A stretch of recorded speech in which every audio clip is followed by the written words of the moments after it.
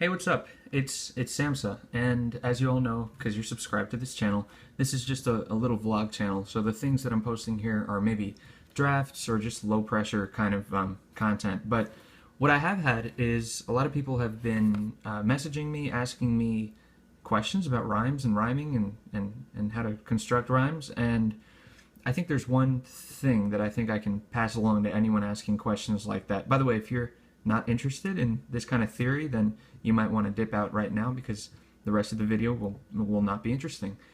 But if you are a little bit interested, or if you are one of the people who has asked this question, I'll try to do my best to explain a concept that may help you a little bit. And that concept is the difference between voiced and unvoiced consonants. Now, I'm not a linguistics major or anything, but as an English major, I took a class that included, like, it had components of, like, phonetic transcription, and there was a while that I became very interested in how things are pronounced and the differences between them.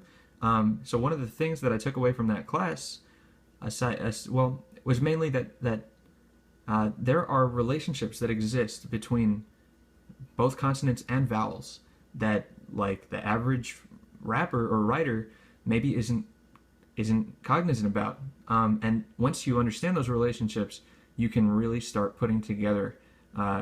You can really expand the amount of words that you perceive rhyme with each other. Here, I'll give you an example. So, first, let me explain what these are. As far as I understand it, there are several consonants which are unvoiced, which means they don't, like, activate the vocal cords when you say them. They're just bursts of air, like it's just a burst of air. But when you activate your vocal cords with that burst of air, they become voiced. So you have here, and then you activate your vocal cords, and that becomes a v. So you have these sounds that have relationships. They're so similar, and the reason that they're similar is because of this concept of voiced and unvoiced.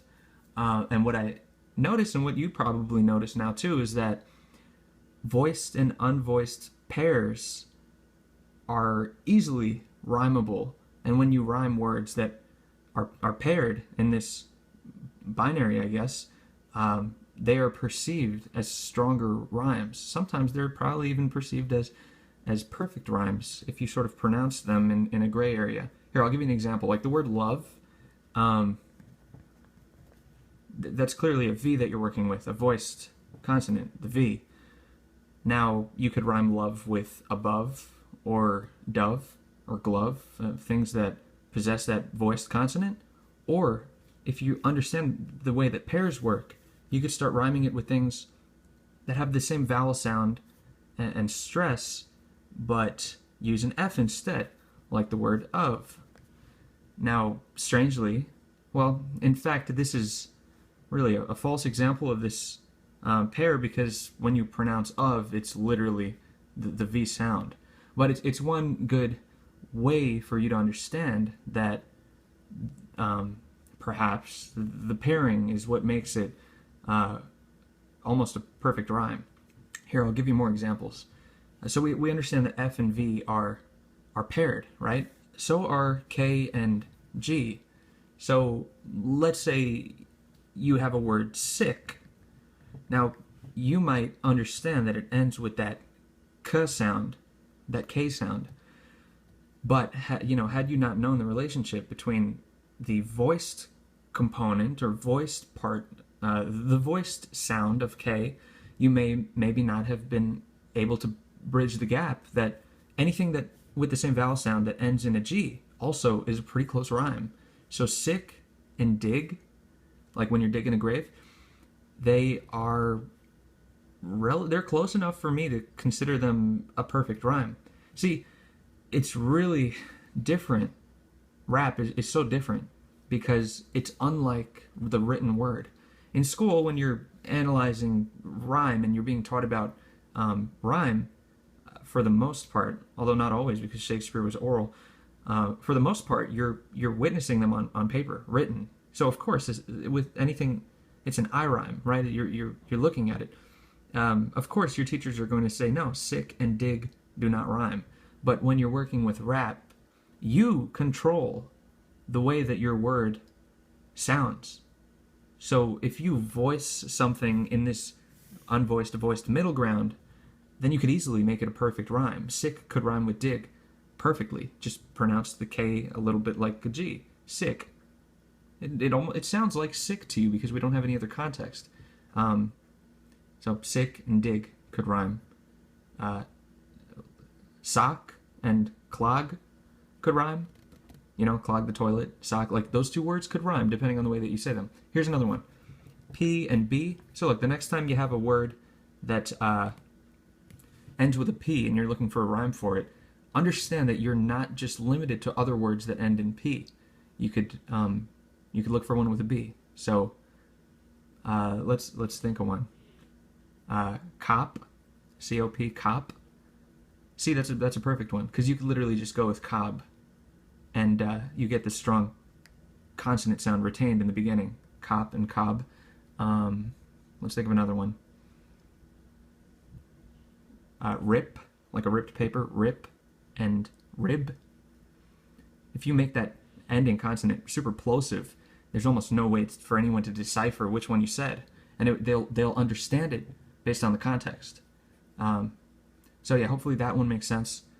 S and Z, that one is easy. If you're rhyming muscle with that S sound, understand that you're not just confined to rustle or hustle. You could throw in the Z sound, and although it won't be perfect, because I do think there's a bit of a difference here to the human ear, bigger than the F and the V and the K and the G, you could just rhyme muzzle with the two Z's with it, and it'll probably be perceived as a perfect, if not close, rhyme. Another one is T and D. Most people know this just naturally. Depending on where you're from in the United States, you might even, like the way I talk, I don't enunciate my T's. When I speak, like if I'm saying the word city, I'm really saying C-I-D-D-Y. I'm not like, there's some places in the United States where they'll say city, and even in the UK, but I sure don't. So this is like something more natural. Again, the thing that I'm trying to communicate here is that if you are stuck on a word that ends with a D, understand that you have an option. You have a whole another letter to work with. Don't limit yourself to I rhymes, which are what the word looks like on paper. You can explore different options. Here's another one, the C and the G, but we're not talking about the hard C here. We're talking about CH, like chin, and gin, right? Those are very close. What's another one? Rich, right? Rich and ridge, like the Mariana Trench. Whoops, did it freeze? Oh, it froze. No, it's back. Right? Like if someone's rich, they're wealthy, rich. And the Mariana Trench, it has ridges, right? Rich and ridge. You say that fast enough, or you say that in the middle ground, no one's going to be able to understand or perceive which one you actually said, which makes it a stronger rhyme. Let's finish this up, and then we can kind of wrap up a little bit. TH is interesting because there's voiced ones and unvoiced ones. An unvoiced TH would be like math. That's unvoiced. It's just air. A voiced TH would be like in the word rhythm or this. You're using your vocal cords. What's a good example of a rhyme that works here because of this pair? Okay, well, the name Catherine, that's an unvoiced TH, Catherine. But the word gathering, like Magic the Gathering, that's a voiced TH. Gathering, right? That's a voiced TH. But Catherine rhymes with gathering. Why does it rhyme so closely, even though they're completely different sounds? Well, because they're unvoiced voiced pairs. That's at least how I make sense of it to myself. And then the last one that I remember looking up is SH. I guess it's notated like this, and S. So let's say you were rhyming mass, like the mass of the earth. That would be a relatively close rhyme to mash, like mashed potatoes. Now, of course, these aren't perfect rhymes, not all of them, but the way that it gives you more room to look for rhymes that are closer, and it also gives you this awesome middle ground where you can mispronounce words but rely on the listener's context for them to fill in the correct word. Maybe later I'll give some examples on this, but for now what I'll do is I'll post this video, and if anyone has any questions, they can ask those questions about this concept. But anyway, here, let's do a little exercise if anyone's actually like interested in that too. Okay, so, I mean, this is if you're interested. You don't need to do this. In fact, maybe no one will humor me, but let's try. Let's try with a couple of them.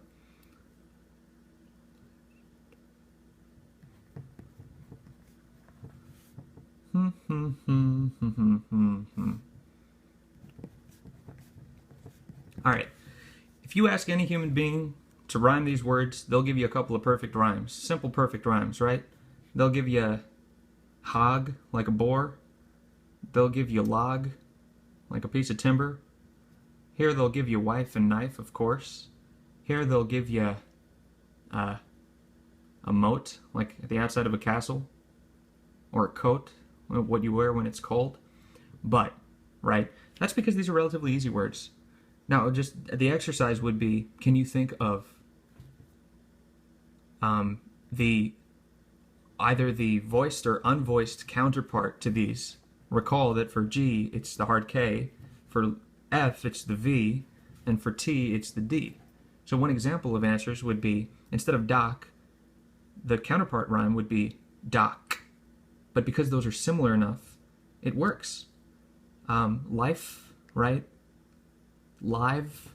Now that doesn't work as well, but for the sake of the exercise, let's continue with it. And boat, you could, like the word abode, A-B-O-D-E, relatively close rhyme.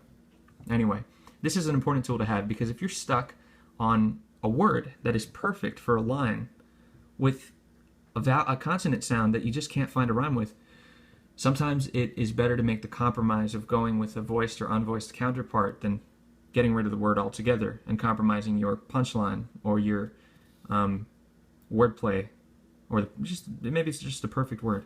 Anyway, on that note, I hope that was marginally helpful to the people who had asked me for that advice. And if you kind of like this, maybe I'll continue doing this. Slowly, though, you know. Good magician never gives away all his secrets. But anyway, thanks for sticking with me. This was fun. Alright, see you later.